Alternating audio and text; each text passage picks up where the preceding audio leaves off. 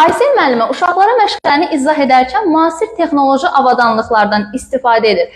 Bu zaman hansı didaktik prinsipi yerinə yetirilir? Burada diqqətli oluruq. 9 didaktik prinsipimiz var. Hər birini açar məqamlarla qeyd edəcəm. Uşaq yönümlüdə maraq, tələbat, potensial, diaqnostik qiymətləndirmə var.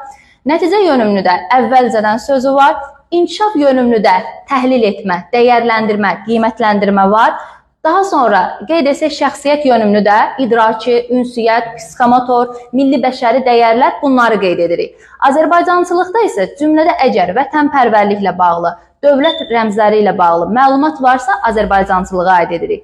İnteqrativlikdə isə əlaqələndirmədir, varislikdə ardıcıl, sadədən mürəkkəbə və bir-birini tamamlamaqdır. Burada da qeyd edəcəyimiz, əgər texnoloji avadanlıqlar deyilsə, tələb yönümlülük götürüləcək. Çünki müasir dövr texnologiyalarından istifadə ediriksə, o tələb yönümlülüyə aid olacaq.